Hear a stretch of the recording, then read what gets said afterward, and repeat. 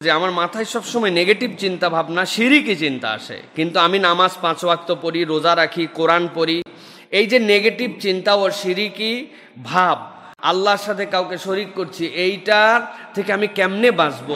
আমার যদি কান্না না আসে, এরকম কথাও আছে যে কাঁদার মতো ভান করো, তবু আল্লাহ রাব্বুল আমিনের কাছে কাঁদার চেষ্টা করো। এই যে মানুষের মনের মধ্যে নেগেটিভ চিন্তা আসে, মানুষের মনের মধ্যে নেগেটিভভাবে এইটা আসে, এটা কিভাবে আসে জানেন? রাসূলুল্লাহ সাল্লাল্লাহু আলাইহি সাল্লাম বলছেন, ইয়াতিশ শাইতানু আহাদাকুম ফায়াকুল মান খালাকা কাযা। শয়তান প্রথমে মানুষের কাছে আসে, নবীজি দেখেন মনে হচ্ছে এই লোকের কথা জেনেই বলতেছেন। এই জন্য শয়তান তার কাছে আসে, আসার পর বলে মান খালাকা কাযা, এইটা কে বানাইছে রে? তো বলছে এইটার বানানোর উত্তর তো আছে, অমুক মিস্ত্রি বানাইছে। তারপরে বলে মান খালাকা কাজা, আচ্ছা তাহলে ওই যে স্ক্রু দিয়ে ফ্যানের পাখা খুলছে, ওই স্ক্রু ড্রাইভার কে বানাইছে? বলছে এটা আরেক ইঞ্জিনিয়ার বানাইছে। এরকম করতে করতে এক সময় ওই শয়তান তার মনের মধ্যে জিজ্ঞাসা করায় মান খালাকা রব্বুক, তোর আল্লাহরে কে বানাইছে?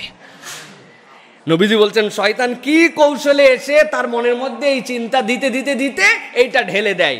নবী করিম সাল্লাল্লাহু আলাইহি ওয়াসাল্লাম বলছেন তোমাদের দায়িত্ব হচ্ছে এই শয়তানের ওয়াসওয়াসা থেকে নিজেদেরকে দূরে রাখা। সে নেগেটিভিটি এইটা আমাদের মধ্যে ঢুকায়। বহু মানুষের হৃদয়ের মধ্যে এটা আছে না ভাই? উতাল পাতাল প্রশ্ন নিয়ে আসে, মনে হচ্ছে আল্লাহর সাথে শিরিক হয়ে যাচ্ছে, নামাজ পড়তেছি তারপরেও মনে হচ্ছে কি উল্টাপাল্টা প্রশ্ন আমার মাথার মধ্যে কেন আসতেছে। ঘাবড়ানোর কোনো কারণ নাই। বুঝবেন এই শয়তান আপনারা চয়েস করছে জাহান্নামে নেওয়ার জন্য, আর আল্লাহর বান্দা হিসাবে আল্লাহ আপনাকে জান্নাতে নিতে চান। ও জাত তার পিছে লাগে নাই, লোক বুঝেই লাগছে। ঠিক না ভাই? বাঁচবো কিভাবে? নবী করিম সাল্লাল্লাহু আলাইহি সাল্লাম থেকে আমাদের জন্য 5টা জিনিস বলা আছে। 1 নম্বর, একটা আমল করা, আউযু বিল্লাহি মিনাশ শাইতানির রাজিম। এটা পড়া না, এটা কি করা? আমল করা। প্রত্যেক সালাতের পরে 7 বার করে পড়ার জন্য চেষ্টা করবেন, 21 বার করে পড়ার জন্য চেষ্টা করবেন। চলতে ফিরতে এইটা পড়বেন। এটা ওজিফা হিসাবে এরকম না যে এই সংখ্যাই আপনার জন্য নির্ধারিত। সালাফরা বলেন এটার দ্বারা ফায়দা আছে এই হিসাবে, কিন্তু আমলটা কি? আউযু বিল্লাহি মিনাশ শাইতানির রাজিম। 2 নম্বর আমল হচ্ছে আমান্না বিল্লাহ, আমানতু বিল্লাহি ওয়া মালাইকাতি ওয়া কুতুবি। আমরা পড়ি না, এটাকে বলা হয় আমান্না বিল্লাহ। এরকম কিছু আসলেই আপনি লাউডলি বলবেন আমান্না বিল্লাহ, আমানতু বিল্লাহ, আমানতু বিল্লাহ, আমানতু বিল্লাহ। এইটা বললে শয়তানের গায়ে আগুন লেগে যায়। 3 নম্বরে আপনার জন্য জিকির এবং কোরআন তেলাওয়াত। সবসময় নামাজের পরের আজকারগুলো এবং কিছু জিকির আমাদের মুখে মুখে রাখা, এটা আপনাকে এই চিন্তার থেকে বের করে দিবে। 4 নম্বর, গুরুত্ব না দেওয়া। আপনি এটাকে যত আমলে দিবেন, হ্যাঁ আমার মনে শিরিক হয়ে যাচ্ছে, আমার মনে ভুল হয়ে যাচ্ছে, আমার মনে গুনাহ হয়ে গেল, আমি মনে ঠিক আমলে নিবেন না, এটাকে আপনার বাইপাস করে দিতে হবে। এখন কথা হচ্ছে হুজুর আসেই তো চিন্তা, বাইপাস কেমনে করব? সেটার জন্য 2টা কৌশলের কথা বলা হয়েছে। একটা হচ্ছে আজকারের আমলে ব্যস্ত থাকা, আর একটা শারীরিক পরিশ্রম করা। দেখবেন এই ধরনের মানুষ যাদের ওয়াসওয়াসা, এরা শারীরিক কোনো পরিশ্রম করে না।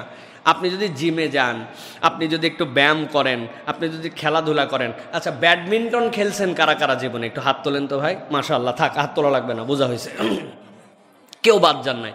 এখন ব্যাডমিন্টনের কর্ক উপরে আসছে, হ্যাঁ, আপনার ব্যাট এখন নিয়ে নেট পার করা লাগবে। এই সময় শয়তান আমারে কি ওয়াসওয়াসা দিল না দিল, আমার আব্বা আছে না নাই, সন্ধ্যার পরে খাবো না, কর্ক উপরে আপনার ব্যাট এই জায়গায়। চিন্তা করার সুযোগ আছে তো না ভাই? কেন নাই? কারণ আপনি কর্মমুখর কোনো একটা জিনিস নিয়ে ব্যস্ত আছেন, ওই সময়টুকু ব্রেনটা পুরো ফাঁকা হয়ে যায়। এই জন্য শারীরিক পরিশ্রম করা, বৈধ খেলাধুলা করা। আমাদের বাচ্চা কাচ্চারা এরা সব চিন্তা করে আর মোবাইল চালায়, চিন্তা করে আর গেম খেলে, চিন্তা করে আর পিসির সামনে বসে থাকে। আসরের নামাজের পর শুয়ে বাচ্চারা রিলস দেখে। হায় হায় হায় রে, কেমনে বাচ্চা এই মানুষগুলো এগুলো ওয়াসওয়াসা থেকে বাঁচবে? এই জন্য শারীরিক পরিশ্রম করতে হবে। এমন বিকালবেলা খেলাধুলা করছি, এমন দৌড়াদৌড়ি করছি, 8 ঘন্টা 9 ঘন্টা সাঁতার কাটছি। মানে আপনি সাঁতার কাটতেছেন, সাঁতার কাটতে কাটতে ক্লান্ত, গলা পানি, এক বন্ধু আরেক বন্ধুকে ডাবায় দিচ্ছে। ওই সময় তো চিন্তা করতে পারবেন না অন্যান্য চিন্তা যেগুলো আছে, দুনিয়াবি চিন্তা, হ্যাঁ, বউ বাচ্চা, খাদ্য, এই সেই। আপনার কোনো চিন্তা নাই তখন। আপনার চিন্তাই হচ্ছে এখন পানির মধ্যে এক বন্ধু আরেক বন্ধুকে ডুবাইতেছে, কেমনে বাঁচবো? 8 ঘন্টা 9 ঘন্টা সাঁতার কাটছি আমরা।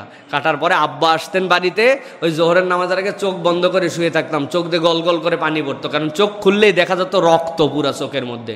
আর আমার বাচ্চা কাচ্চারা সাঁতারই শিখে নাই এখন পর্যন্ত, আছে না এরকম প্রিয় ভাইরা? এই যে ফিজিক্যাল এক্সারসাইজ, এইগুলোর কিন্তু আলাদা একটা দাম আছে। তাহলে এই 5টা পয়েন্ট বললাম, আর আল্লাহর সাহায্য চাইতে হবে ইনশাআল্লাহ। এই সকল ভক্কর চক্কর কোনো কিছুতে শয়তান আমাদেরকে কাবু করতে পারবে। হুজুর, আমি আল্লাহর কাছে কাঁদতে চাই, কিন্তু আমার চোখে পানি আসে না, দোয়ার মধ্যে অনেক চেষ্টা করার পরেও আমার কান্না আসে না, আমি এর জন্য কি করতে পারি? প্রিয় ভাইয়েরা, আল্লাহ রাব্বুল আলামিনের কাছে চোখ ভিজিয়ে কেঁদে কেটে আল্লাহর কাছে দোয়া করা, এটা একটা আল্লাহ রাব্বুল আলামিনের পক্ষ থেকে নিয়ামত। আমার যদি কান্না না আসে, এরকম কথাও আছে যে কাঁদার মতো ভান করো, তবু আল্লাহ রাব্বুল আলামিনের কাছে কাঁদার চেষ্টা করো। আমি ছোট্ট পরামর্শে বলবো, 5টা বিষয় যদি মানুষ একটু অনুধাবন করে, তার চোখে পানি চলে আসবে। 1 নম্বর, তাদাব্বুরে কোরআন। কোরআনের তাদাব্বুর যদি না থাকে, তাহলে আপনার মধ্যে ওই ফিল আসবে না। কেননা শিফাউল লিমা ফিস সুদূর, অন্তর তৈরি করে কোরআন। এই জন্য একটা ছোট্ট আয়াত 10 বার করে পড়ছেন, ওটার অনুবাদ পড়ছেন, বুঝে ফেলছেন মনে হচ্ছে, তাও পড়তেছেন, ওইটা তাফসির একটু দেখার জন্য চেষ্টা করছেন, নেটে একটু সার্চ করছেন, তাদাব্বুর। যে কোনো একটা আয়াত, বিশেষ করে জাহান্নাম সংক্রান্ত আয়াতগুলো তাদাব্বুর, এটা আমাদের জন্য চোখে পানি নিয়ে আসে। নিভৃতে দোয়া, সকলের সামনে দোয়া করেন, কেমনে চোখে পানি আসবে? আনুষ্ঠানিক দোয়া করেন, নামাজের পরে পানি আসবে না। নিভৃতে একাকী দোয়া করার জন্য চেষ্টা করা, কেউ নাই এই সময় আমি আল্লাহর কাছে একটু চাচ্ছি। আসরের পরে একটা মুসল্লি নাই মসজিদে, শেষ রাত্রের পরিবার পুরা ঘুমায় গেছে, ওই সময় একটু দোয়া করার জন্য চেষ্টা করা। আমি এটার নাম দিছি অনানুষ্ঠানিক দোয়া করা। আনুষ্ঠানিক দোয়ায় কান্না আসে না, অনানুষ্ঠানিক দোয়া আল্লাহর কাছে করার চেষ্টা করা। 3 নম্বর, মৃত্যুর কথা এবং কবরের কথা মনে করা। আমি মরে যাব, এটা বলি, কিন্তু একবার যদি একটু হৃদয়ের মধ্যে ঢুকায় নিতে পারি, এখনই মরলে সব শেষ, কবরের অবস্থা আমার কি হবে? যা করছে আজকে সকাল থেকে এখন পর্যন্ত, এটা তো পাবলিক যদি জেনে ফেলে, তাহলে আমার কবরের অবস্থা কি হবে? আল্লাহ, এই কবরে যে আমি কি উত্তর দিব? এই ফিলটা হৃদয় থেকে আসতে হবে। কত লোক মরে গেল, আমি তো যে কোনো সময় যেতে পারি। তো এই যে কবরের ফিলিংস, রাসূলুল্লাহ সাল্লাল্লাহু আলাইহি ওয়াসাল্লাম বলছেন, মৃত্যুর স্মরণ করা মানুষকে 2টা জিনিস থেকে বাঁচায়, একটা গুনাহ থেকে, আরেকটা দুনিয়ার মোহ থেকে বাঁচায় দেয়। মৃত্যুর চিন্তা যখন মানুষ করে, এইটা। 4 নম্বর যেটা বলবো, গুনাহের জন্য আন্তরিক তওবা করা, হৃদয় থেকে অনুভব করে গুনার জন্য তওবা করা। 5 নম্বর, নেককারদের জিন্দেগি পড়া এবং হালাকায় বসা, মাজালিসু জিকিরে বসলে আল্লাহ রাব্বুল আমিন তার হৃদয়ের মধ্যে এইটা দান করে দেন।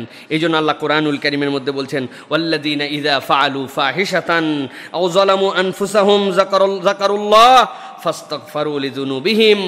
যখন গুনাহ করে, অপরাধ করে, এরপর আল্লাহর স্মরণ করে, আল্লাহ রাব্বুল আলামিন ওই বান্দাদের গুনাহ খাতা মাফ করে দেন। আপনি যদি আল্লাহর কাছে এইভাবে 1 বার 2 বার 5 বার চেষ্টা করেন, একবার যদি আপনার হৃদয়টা চালু হয়ে যায়, তাহলে ইনশাআল্লাহ আল্লাহ রাব্বুল আলামিন আপনাকে ক্ষমা করে দিবেন। এই জন্য আল্লাহ বলছেন, আফালা ইয়াতাদাব্বারুনাল কোরআন, তোমরা কোরআনকে একটু চিন্তা ভাবনা করবা না? তোমাদের হৃদয় কি তালা লেগে গেছে? তাহলে আমার চোখে যদি পানি না আসে, আমার হৃদয় তালা লেগে যাচ্ছে। এই জন্য আল্লাহর কাছে কায় মনোবাক্যে, আল্লাহ আমার চোখে তুমি পানি দাও, তোমার ভয় আমার হৃদয়ের মধ্যে জাগরুক করে দাও, আল্লাহ তোমার জন্য আমার চোখগুলাকে ভিজায় দাও। আল্লাহ, এইটুকু আল্লাহর কাছে আপনার দোয়া করতে হবে। ইনশাআল্লাহ আল্লাহ আমাদেরকে মাফ করে দেওয়ার জন্য ইনসান নাম রেখেছেন। এই জন্য আল্লাহ যেন আমাদেরকে মাফ করে দেন, আমাদের চোখগুলাকে যেন আল্লাহর ভয়ে শীতল বানায় দেন।